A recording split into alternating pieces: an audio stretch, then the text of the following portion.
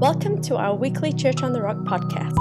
For more information, visit us at churchak.org, download our Church on the Rock AK app, or like us on our Facebook page. Thank you for listening, and we hope you enjoy our weekly podcast.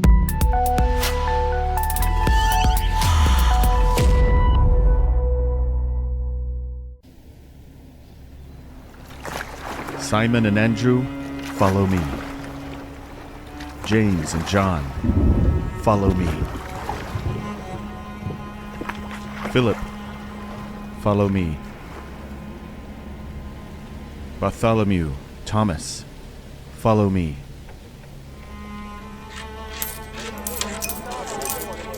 Matthew, follow me. James, son of Alphaeus, Thaddeus, follow me. Simon the Zealot, follow me.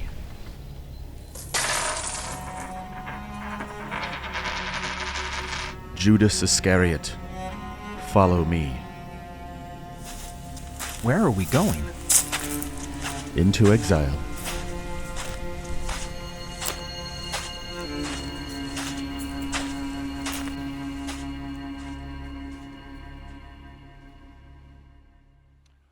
Well, here we are. How you doing, second service? All right, thanks, Pete. Is this good? I just put it kind of behind me here. We are, believe it or not, 4 weeks out from Easter. That's right. And we are launching a new series today, and this series is going to take us all the way into Good Friday and then our Easter services. And so here's what I want to say. I'm assuming, and I think it's a valid assumption, that you have at least one friend. At least you think they're your friend. Here's what I would say. You don't actually have to wait until Easter to invite them. They could come any Sunday. So I'm just saying, get on it. Like, there are people who need to hear the message of the gospel, people in your life, invite them. Here's our hope this year. That following our Easter services, which on Easter we have roughly at all locations 3,000 people who show up to celebrate. And we're hoping and praying this year that they all stick and that we don't have to wait until Christmas to see them again, that they actually become a part of our church community, that they find purpose, they find hope, they find relationship and life. And so it all starts with you extending an invitation. So I'm encouraging you to do it. Invite both your friends to church, and we're going to preach the gospel on Easter, celebrate together in baptisms and all the things. All right? Okay, 2 of you are going to invite your friends. Let's just stay here for a moment. All right? All right, fine, whatever. Okay, here we go. We're in this new series called Exiles, the life of an exile in a world that is hostile. And I want to start here. My title today is For Pete's Sake. Not Pete Monday, a different Pete, because we're going to be in 1st and 2nd Peter. And what you're going to discover as we make our way through these 2 books is that what Peter is doing is writing a very personal story, but he's writing also to a very specific group of people. So I want to begin here at the end of the road. I've mentioned before that I grew up in Tennessee and in Oklahoma. In Oklahoma, I grew up on a farm. It was the 1990s, which wasn't that long ago. Was it, Paul? It was not.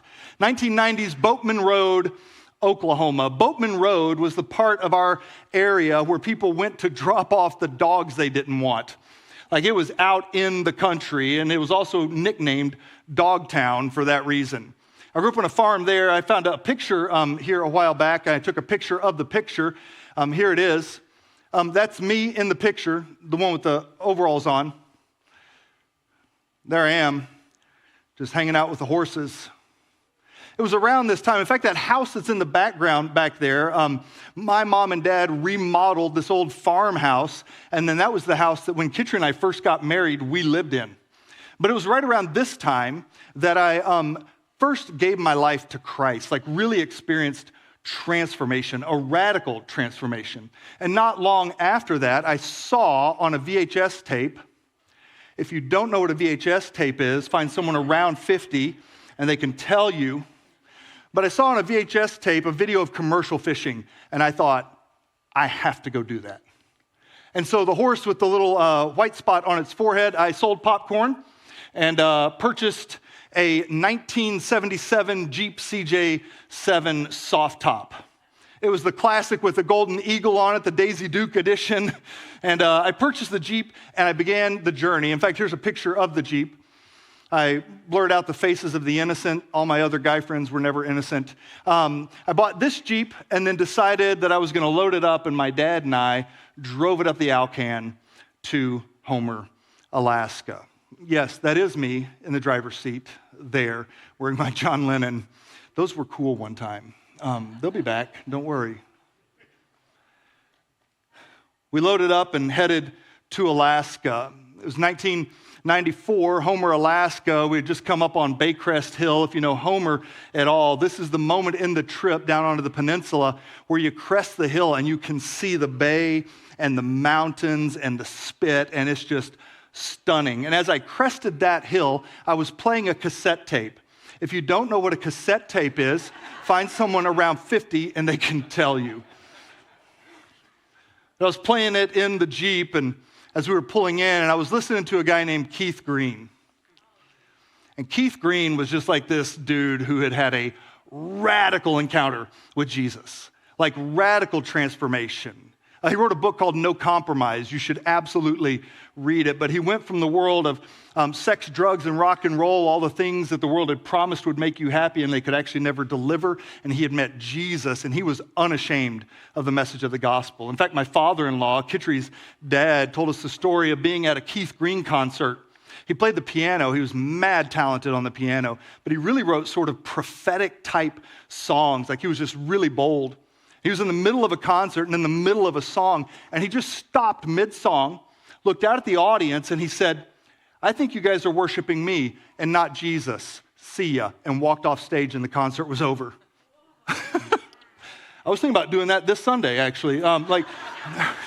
But you're not. So anyways, and he just walked off like he was that kind of person, like fully devoted, fully committed. And I'm listening to Keith Green. He's just got a bunch of great songs, but the song that was playing as we crested the hill, Baycrest, coming down into Homer, and looking out at the spit, which, by the way, is the end of the road. It's the end of the American highway system, and we had finally arrived in Homer, Alaska, and he was singing a song called You Can Run to the End of the Highway. You can run to the end of the highway and not find what you're looking for. Moving won't make your troubles disappear. And you can search to the end of the highway and come back no better than before. To find yourself, you actually have to start right here.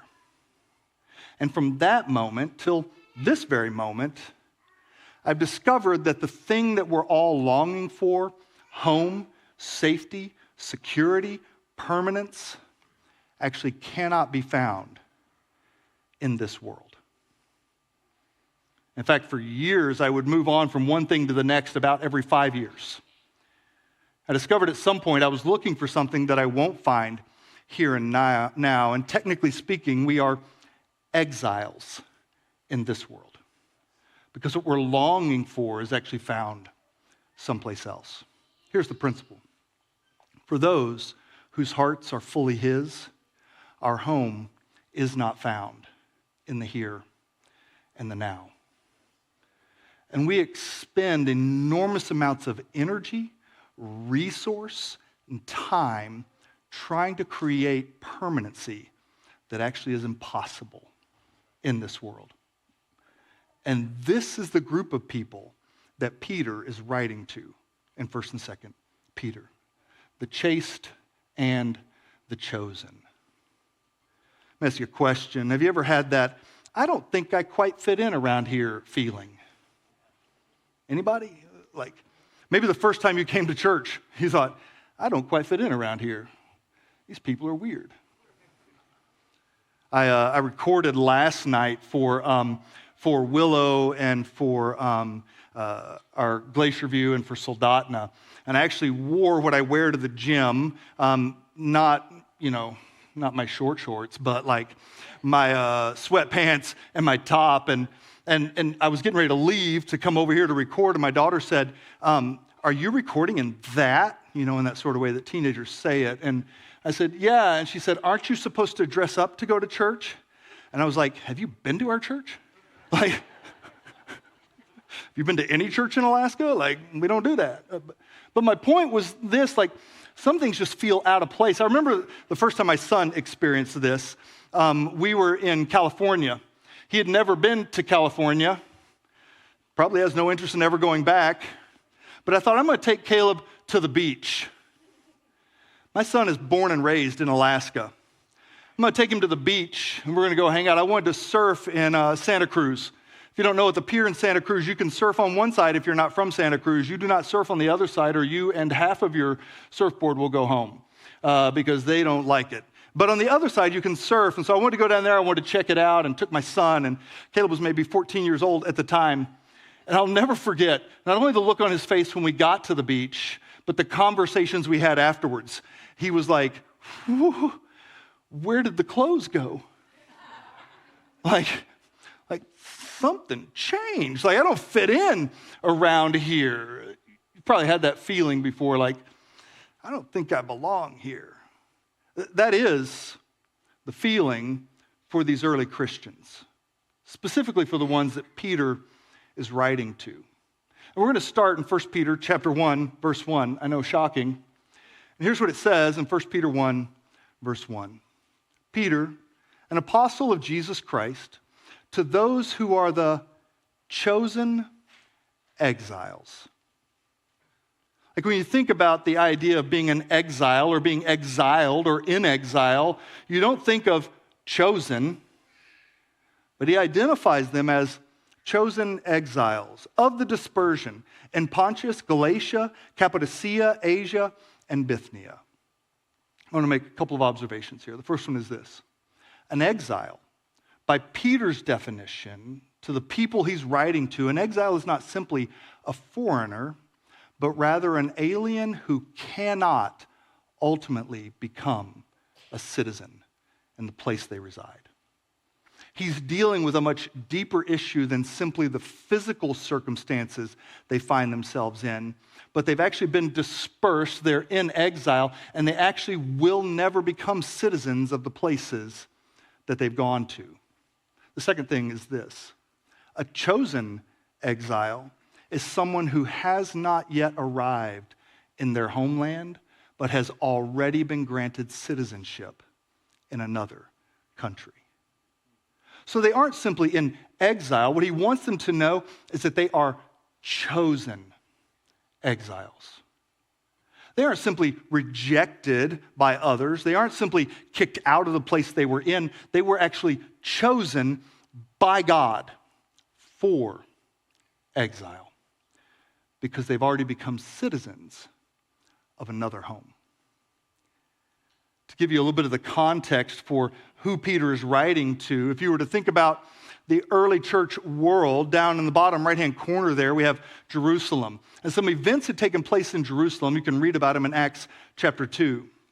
In Acts chapter 2, it's known as the day of Pentecost, but it's the day that the Holy Spirit comes and fills the believers, and the church is born.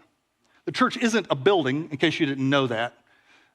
The body of Christ, the people, are filled with the Spirit of God. And on that day, what we're told is around 3,000 people come into the church. They become part of the kingdom of heaven. And then the church just begins to grow exponentially.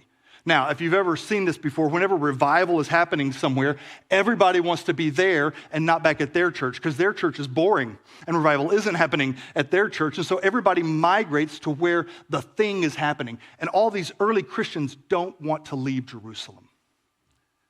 In fact, they're selling their properties they have back in other places and they want to stay put right here. They want to live right here.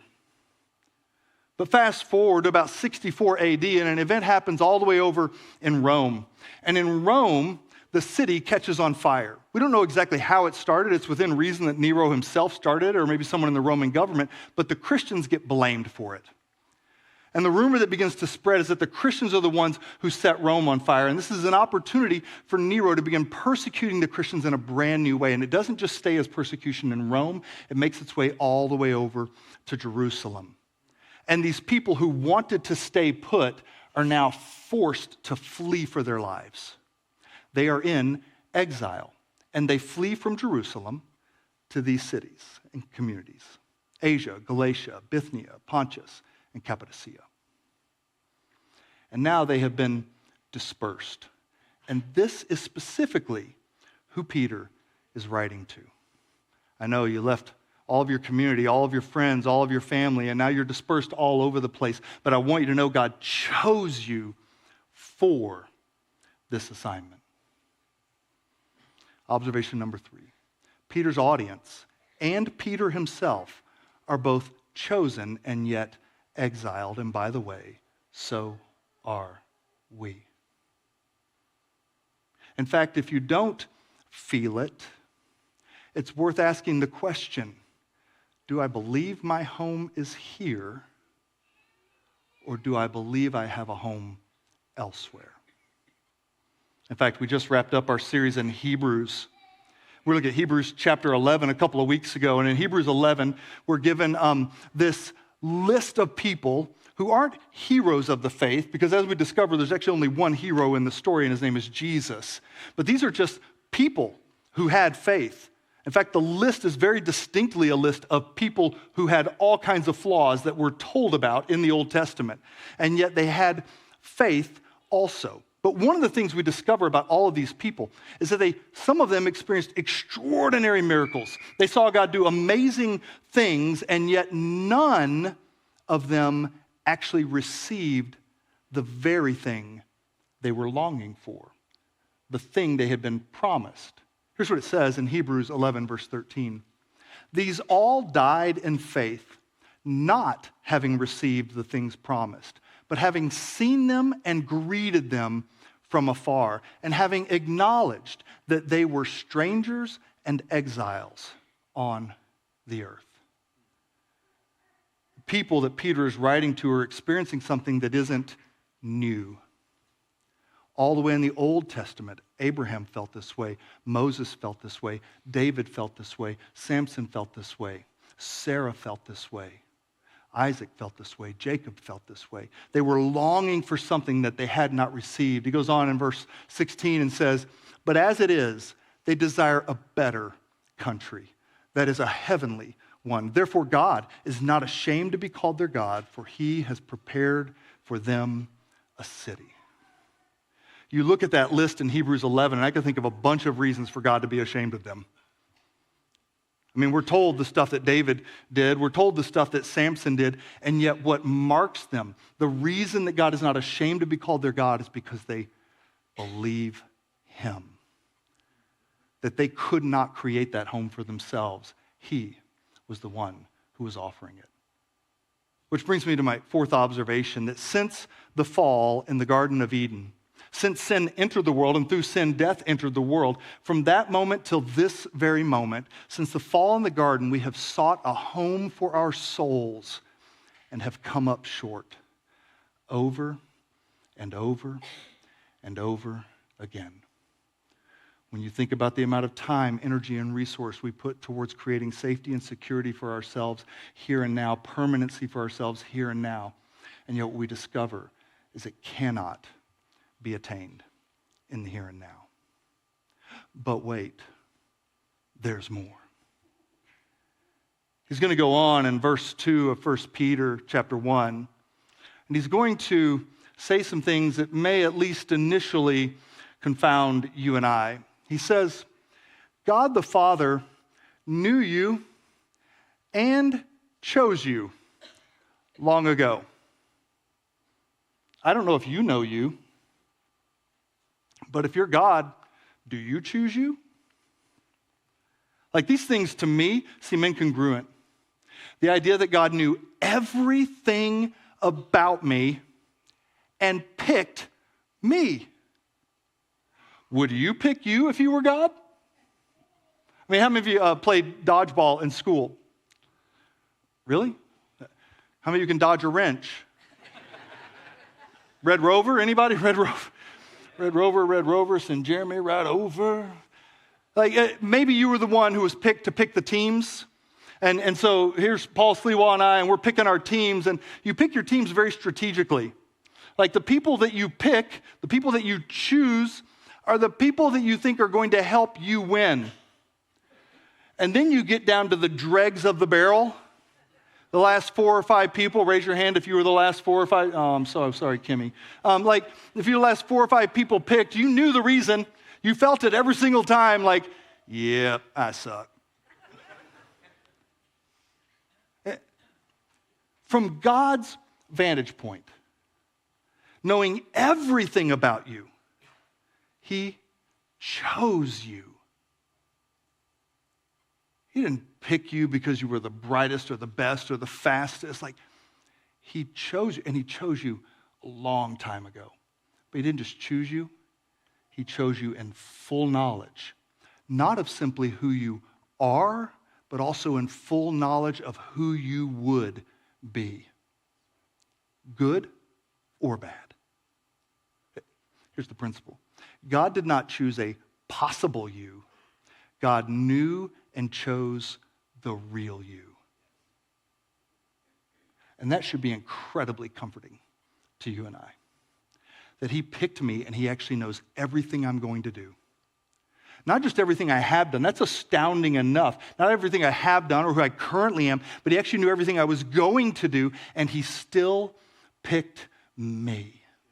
He knew you and He chose you. I tell young couples who are going through premarital counseling, the moment I begin to hear them talking about how they hope the other person changes in the future, and they're looking for people to create that change for them, I just tell them, like, you might not want to get married.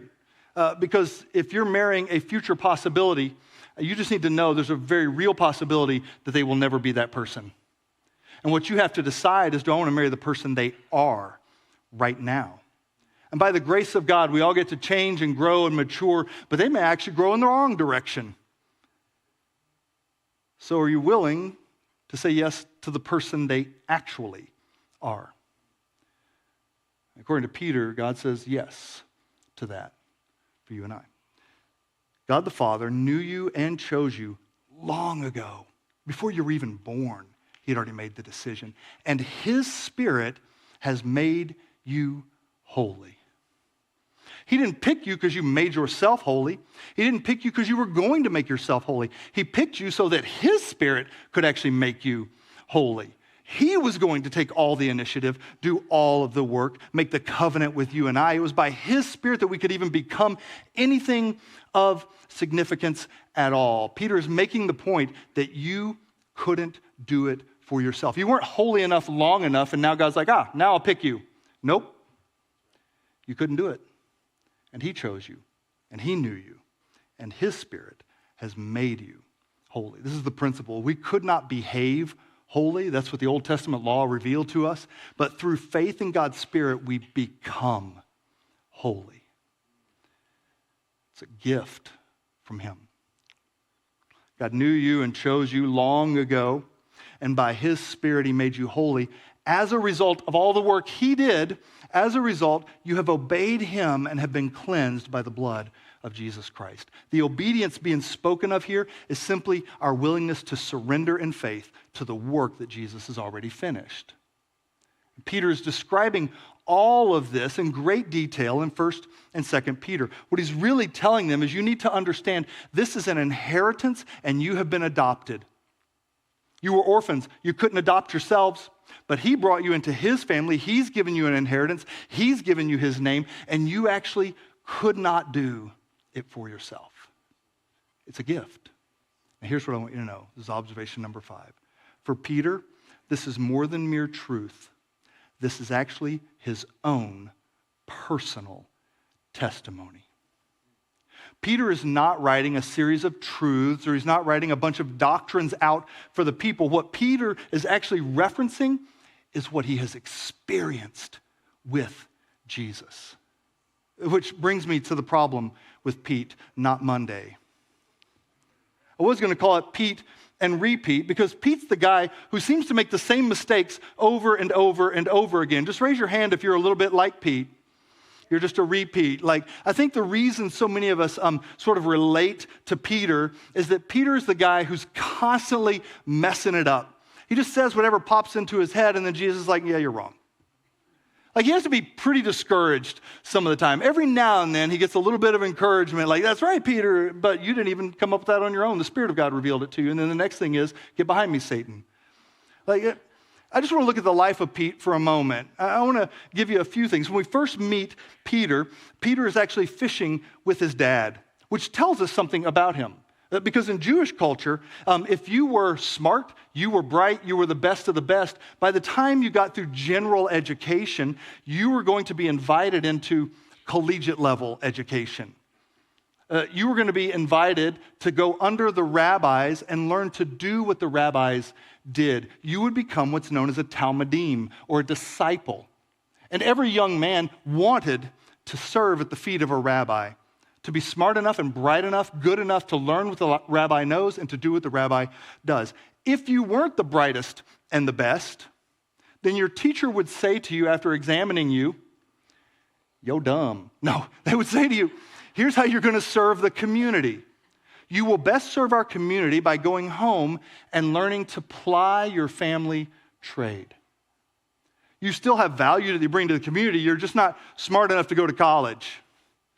And so here's what you're going to do. You're going to go home and learn to do what your dad does, which is exactly where we find Peter when Jesus first comes upon him.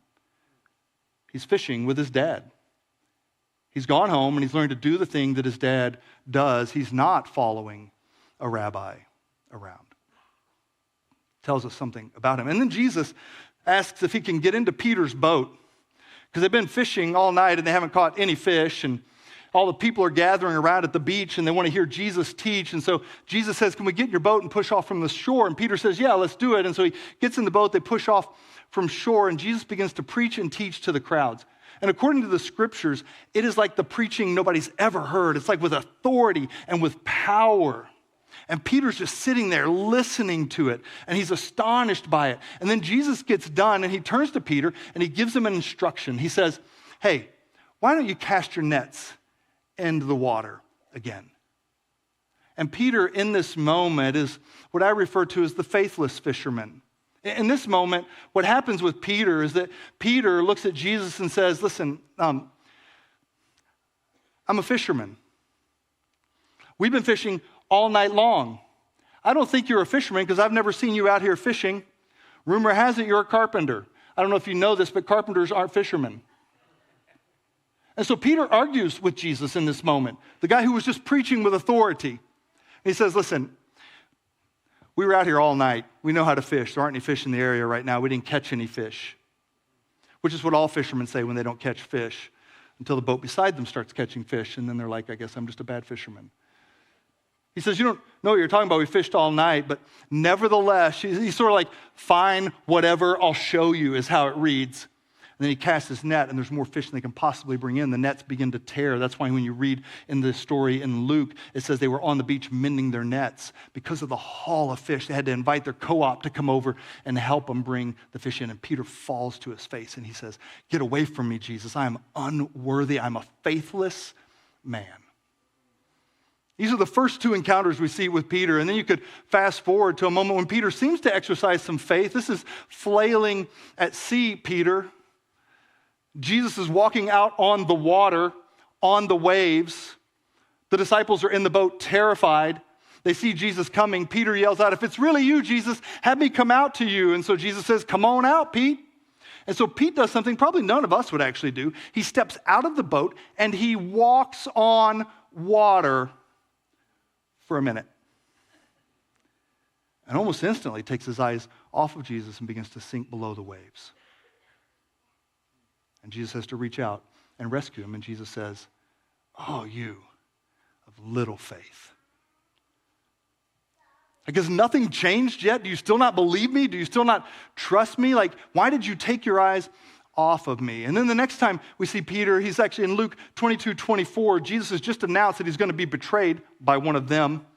He's going to go to his own crucifixion.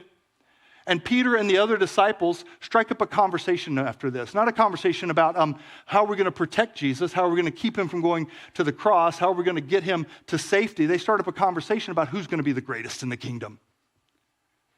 Like, no, I am. No, I am. James and John are like, actually, our mom went and talked to Jesus, so outdo that. Right? Like, they're arguing about who's going to be the first in the kingdom. And then Jesus invites Peter, James, and John, this group of three that have a unique and intimate relationship with Jesus. He's in the Garden of Gethsemane moments before he's going to be arrested, go to a mockery of a trial, and be executed. And Jesus is in great anguish and suffering, and he invites Peter to come along to the garden with him and just pray. And Jesus goes away a little ways, and he prays to the Father, and then he comes back, and here's where he finds fast asleep Peter. And Jesus says to Peter, could you not even stay awake for 1 hour and pray with me? At this point, if I'm Peter, I'm like, I am the worst. Like, it seems at every turn, Peter is failing. I want to give you a few famous sayings of Pete. Maybe you'll recognize some of them. Like, one time Jesus is teaching and preaching, and all the little children want to be near him. And Peter's like, keep the children away. This is the master. This is the teacher. He's preaching and teaching right now. He does not need to be distracted. Unlike me, Jesus did not have ADHD. And Peter says, keep the kids away. And Jesus says, nope, bring them to me. You're wrong, Peter. I want them close. You know why? Because this is the kind of faith, the kind of hunger, the kind of desire that I want to see in all of you. On another occasion, Jesus is on a mountain. It's called the Mount of Transfiguration. Jesus is transformed into his glorious state. He's glowing, and two other individuals come to be with him from heaven, Moses and Elijah. And these three disciples are there with Jesus, and Peter is like, this is awesome. And so here's what he says in relationship to this. It's in Mark chapter 9. I love this. In fact, you're told in Luke that Peter was actually asleep and woke up to see this event. So apparently he's got a sleeping problem, narcolepsy or something. But he's asleep and he wakes up to see this. And here's what it says in verse 5. Peter said to Jesus, Rabbi, it is good for us to be here. I have an idea. Let's put up 3 shelters, one for you, one for Moses, and one for Elijah. And then it adds this little footnote. Because he did not know what to say, he was so scared. You know those people who some people get silent when they don't know what to say? Not me. Not Peter. Now's the perfect time to talk. He did not know what to say, so he threw out a suggestion, and Jesus is like, nope, we're not doing that. Or the time when Jesus is talking about his impending death, and Peter says, Jesus, you got to stop talking like that. Like, this is not the way to win us over, to inspire us. This is not a pep talk. And Jesus, stop saying those kinds of things. And Jesus is like, nope. Or the time when he's arguing, one of at least 2 times we know of, about being the greatest in the kingdom. And Jesus is like, nope. Or, you'll never wash my feet, Jesus. We should be washing your feet. And Jesus is like, nope. Peter, if you want to have any part with me, you must let me do this. Or how about this one when Jesus says, you will abandon me, all of you. And Peter says, I will never abandon you. And Jesus is like, nope, you will. At this point, if I were Peter, I'd feel like, do I ever get it right? Or how about this one? When he's at the mockery of a trial for his rabbi, for Jesus, this young girl comes up to him and she says, aren't you one of those disciples? And someone else comes, aren't you one of his followers? And then a third time, just like Jesus said it would happen, aren't you one of them? And he swears at them and says, I never knew that man. And we're told in this moment that the rooster crows and it dawns on Peter that he has done the very thing he swore he would never do. And he didn't do it once, and he didn't do it twice. He did it 3 times. And here's the kicker. Jesus will go from that trial to his execution, and Peter will never get a chance to make it right with his Lord. in his mind. The final word from Peter's vantage point spoken over his life is, you screwed it up again. And this time you screwed it up so bad that you denied the very one you said you would never abandon. Not once, not twice, but 3 times, just like he told you that you would. And now you can't go have a conversation to make it right because he's in a tomb. Which brings me to for Pete's sake. You and I often believe that our failures are what have the last word on our lives. But that is not true. In fact, Peter will get another encounter with Jesus. And by the time we reach the encounter in John chapter 21, as best we can tell, Peter has at least seen Jesus 2 other times. But the conversation that Peter's heart needs to have has not happened yet. And it happens in John chapter 21. Peter knows that the Lord has been raised from the dead, but he has no idea what he's supposed to be doing with his life. And as best we can tell, Peter feels like such a failure that the only thing he can think of to do is to go back to his old life. So here it is, John 21. Simon Peter said, I'm going fishing. We'll come too, they all said.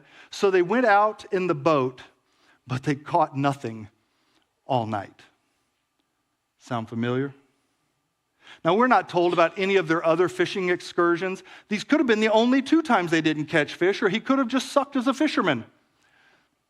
But they caught nothing all night long, and the stage is now set for an encounter that Peter's soul desperately needs. Here's the principle. Often the broken-hearted head back out to sea only to get thrashed by the waves of guilt and shame. You can hear it in the text. Peter's like, I don't know what to do anymore. I haven't been reconciled to the Lord. I've failed so miserably, I don't even deserve to be one of his disciples or to be preaching the message of the gospel. I'll tell you what I'll do. I'll go back to my old life. I'll go back to fishing. It's the only thing I'm worthy of. And then he doesn't even catch fish. Like he heads out to do the thing he knows to do, and he can't even do that right. And the waves of guilt and shame are just pounding Peter. And then at dawn, Jesus was standing on the beach. But the disciples couldn't see who he was. And he called out, friends, have you caught any fish? Don't you love that? Like Jesus already knows the answer to the question. It's like when you get the fish and game hunting report and you have to fill it out. And you're like, did you get a moose? And they force you to say no in like 30 different ways. Did you get a moose here? No. Did you get a moose there? No. Did you get a moose? Like, how many tags you got? Like, no, I didn't get anything. Leave me alone already. And then the last question is like, do you even hunt? Like, did you catch any fish? And you have to say it out loud. No, we didn't catch any fish. We've been out here all night. Friends, did you catch any fish? No, they replied. Then he said, throw out your net on the right-hand side of the boat and you'll get some. So they did. And they couldn't haul in the net because there were so many fish in it. This is an aha moment. This is all the way back to the beginning of the story. John, who is writing, says this, then the disciple Jesus loved, which is John. Pete is not feeling this right now, but the disciple whom Jesus loved said to Peter, it's the Lord. And when Simon Peter heard that it was the Lord, he put on his tunic, he jumped into the water, and he headed to the shore. Like he just has to be near Jesus, and he wants to get there first. The others stayed with the boat because they're smart and pulled the loaded net to the shore, for they were only about 100 yards from shore. When they got there, they found breakfast waiting for them, fish cooking over charcoal fire and some bread. Like Jesus didn't need their fish. He already had what he needed. And they get there, and Jesus already has breakfast going for them. Bring some of the fish you've just caught, Jesus said. So Simon Peter's like, I got it. I'll get them. I'll go now. So Peter went aboard, dragged the net to the shore. Now, come and have some breakfast, Jesus said. And you can feel the tension in the story, like Peter just wants to have a conversation, he wants to have a conversation, he wants to have a conversation. And finally, they're done with breakfast, and Jesus invites him to come and have a conversation. After breakfast, Jesus asked Simon Peter, "Simon, son of John, do you love me more than these?" It's interesting. Jesus is the one who changed his name to Peter. But here he calls him Simon. Because Peter has forgotten who he is. He's gone back to his old life. He feels like such a miserable failure. He's back where Jesus found him the first time, and Jesus starts again where he found him and says, "Simon, what are you doing here? This isn't who you are. This isn't your identity. What are you doing here? Do you love me?" The words that he uses are really interesting because he's asking him, do you have this deep affection for me? This deep love for me? And Peter each time answers with a different word. He says, "Yes, Lord," Peter replied, "you know I love phileo." Like, I like you. Like a brother, I appreciate you. But that isn't the question that Jesus asked, but Peter does not feel worthy. Like, if you love me, you keep my commands. And Peter in this moment feels unworthy of even declaring affection for Jesus in the way Jesus has affection for Peter. "You know I love you. Then feed my lambs," Jesus told him. And then Jesus asked the question a second time, "Simon, son of John, do you love me?" "Yes, Lord," Peter said. "You know I love you." "Then take care of my sheep," Jesus said. "That's weird, Jesus. Why are you asking me the same question? I've already answered the question." "Yeah, but you answered it with the wrong word, Peter. Like, do you understand what I'm doing?" And he asks him once and he asks him twice. But here it is. This is the moment where it dawns on Peter what's going on. A third time, Jesus asked him, "Simon, son of John, do you love me?" And Jesus uses the same word that Peter's willing to use to ask, "Will you let me love you? Do you love me?" And Peter was grieved that Jesus asked the question a third time. I don't know the man. I've never been with the man. Listen, I don't know him. "Peter, do you love me? Peter, do you love me? Peter, do you love me?" Oh, I see what's happening here. "Peter, I didn't choose you because you were so perfect. I didn't choose you because you were so good. I chose you because I loved you before the foundations of the world were even laid. I chose you, not the you that I met at the boat. I chose the future you and the past you. I brought you to myself, and I have you covered. Get back to being who I called you to be." Here's the question. It's been rolling around in my heart and head. What is it that you believe you've done that has disqualified you from becoming who Jesus said you are? Listen, there are all kinds of things that we can do that disqualify us from certain things.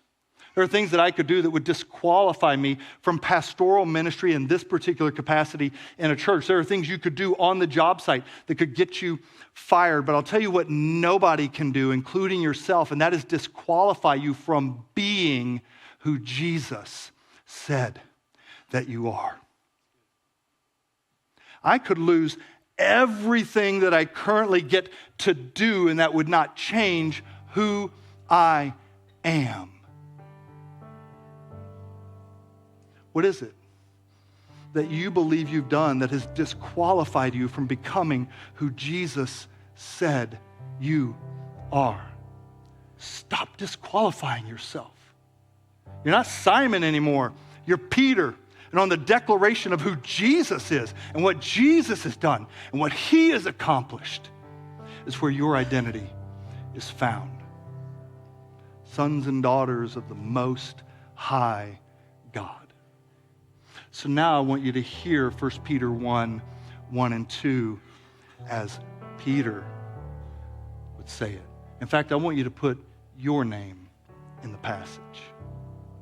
God the Father knew Jonathan, and he chose Jonathan long ago. And his Spirit has made Jonathan holy. And as a result, Jonathan has obeyed him and has been cleansed by the blood of Jesus Christ. I just believed the message of the gospel, and Jesus is the one who cleansed me. And then he adds this: because of that truth, that reality, may grace and peace be multiplied to you. Not addition, multiplication, maybe by 3. Because of who he is, because of what he has done, may you experience peace like you've never known, not based on your performance, but based on his. And may you experience grace like you could never deserve, but your soul longs for. I'm going to invite you to stand with me. Here is the principle. In Jesus, the disqualified can receive grace and peace multiplied. In fact, it's probably when you need it the most. So we boldly run to the throne, not from it. Not when we've been good enough, but right smack in the middle of our need, because that's the only place that we find grace and mercy multiplied, when we need it the most. So Jesus, as we lift our voices to you, as we declare who you are, would you meet with us? For those in this room who believe they could never be qualified, would you remind them that you're the one who determines qualification, and whom the Son has actually set free is actually fully free indeed. And would you raise up a generation that lives in the identity that you have declared over us. In Jesus' name we pray. Amen. Let's worship together. Google Play.